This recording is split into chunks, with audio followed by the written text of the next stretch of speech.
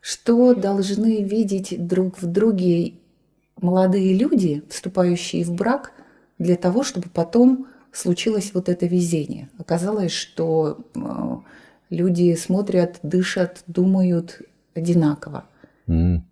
Это вопрос интересный, качественный вопрос. В смысле, это с точки зрения качества можно распознать то, о чем вы говорите, потому что с точки зрения хронологии мы не знаем, что будет. Вот человек может нравиться, даже тот, с которым я могу быть несчастлив в будущем. Он может нравиться, я могу любить его какое-то время, сильно очень чувства могут пробудиться. Но мы упускаем в данном моменте вот вопрос качеств двух сторон. Очень важно, чтобы они совпадали, основные, основополагающие качества в двух людях. Как это описано в Гите, например. Там есть целая глава, которая описывает божественные, демонические натуры, то есть различные качества людей. Что у каждого человека есть плюсы, есть минусы. И есть какая-то природа преобладающая при этом даже. Потому что есть вот демоны и есть божественные натуры. Демоны — это люди восстающие, бунтующие, постоянно все переделывающие. Они высокомерны, тщеславные, они бывают грубые, жестокие в достижении целей. Они могут на любые пойти средства, то есть.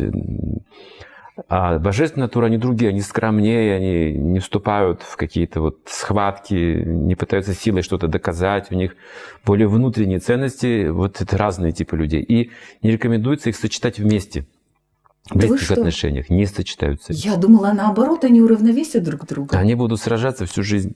Вот основополагающие качества должны совпадать, платформа должна быть одна.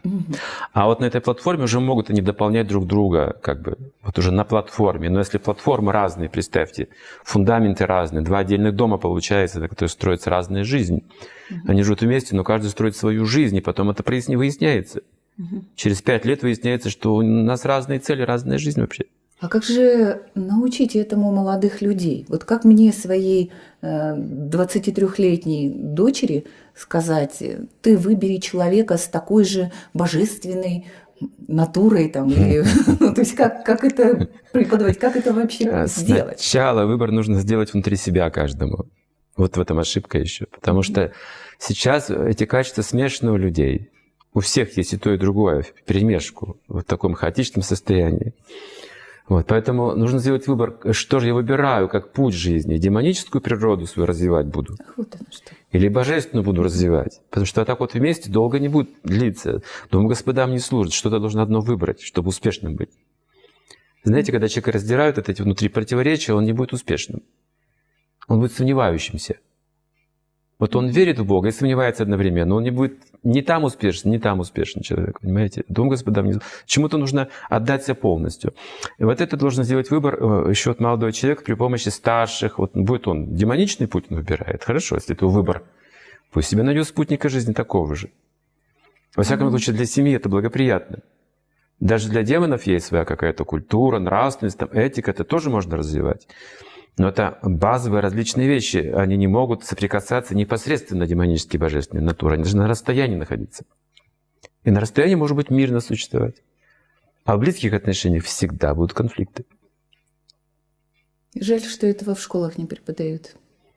Ну вот видите, преподавать можно, да, а вот выбор помочь сделать труднее.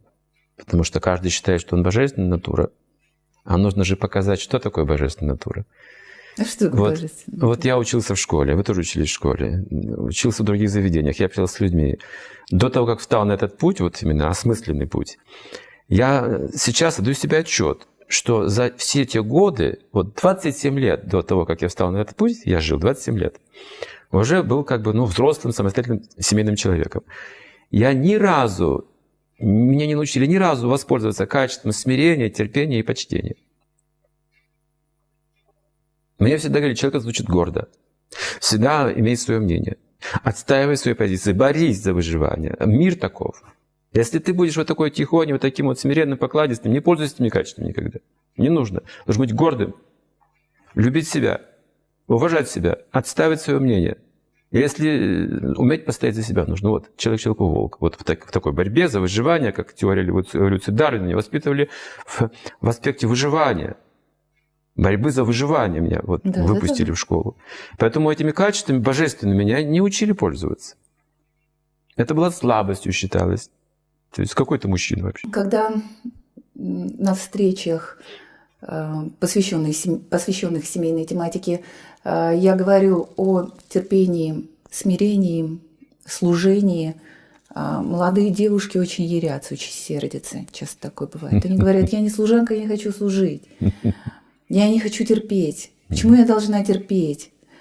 Как же этому учить? И что делать, если у нас уже есть вот такой готовый продукт? То есть целое поколение молодых людей, которые амбициозны, тщеславны и не понимают, что такое смирение и почтение. Для молодых людей это характерно. У них есть природная гордость, молодость, красота, сила, будущее впереди. То есть запас энергии большой очень.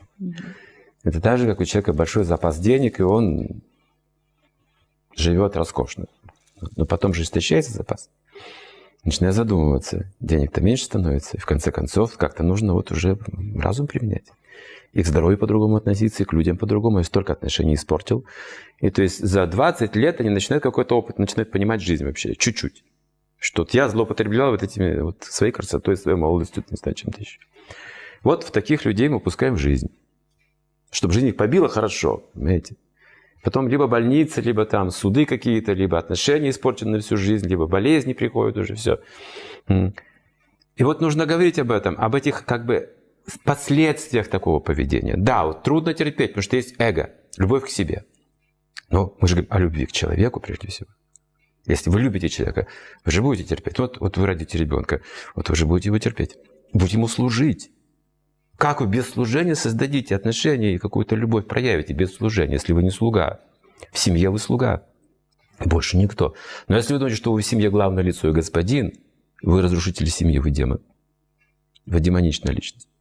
Вы подчиняете, вы при помощи страха и подчинения пытаетесь создать семью.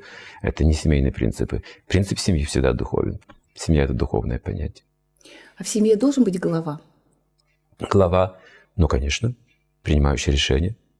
Это мужчина или женщина? По природе это мужчина. По природе. Но сейчас смешаны вот эти качества. Так смешаны, что уже трудно понять, кто мужчина, кто женщина. Опять же, это наше вот воспитание, наша культура, она вот к этому приходит постепенно, что у нас уже больше нет идеала мужского, идеала женского. Как бы он остался, оно более или менее формальным. А функционально мужчина может не выполнять такую роль сейчас. Может быть слабым разумом. И почему он слабый разумом? Потому что общается неправильно с женщинами. А как надо общаться? Нужно общаться с женщиной, чтобы не терять разум. Не терять голову. Сейчас модно стало терять голову, знаете. Ох, влюбился, все. Модно показать это чувство, что я неконтролируемый. Смотрите, видите, я какой спонтанный, неконтролируемый. Но для мужчины это неприлично. Мужчина принимает ответственность, когда он влюбляется. Следующий шаг – ответственность. Любит, следующий шаг – ответственность. Он как раз тверже разумом становится, потому что впереди жизнь. Нужно достичь чего-то вместе. Цели, планы сразу появляются совместно. Вот это семья. А это называется чувственное наслаждение. Теряет голову, теряет разум. Все, ничего делать не могу. Пить только водку могу. Могу пить, могу говорить о боли своей, о своей любви, могу плакать. Вот это стало модным. Но семью мы так создать не можем.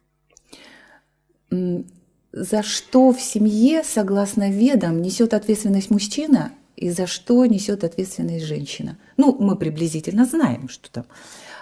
Но если вот глубже брать, помимо приготовить, кушать, погладить рубашки.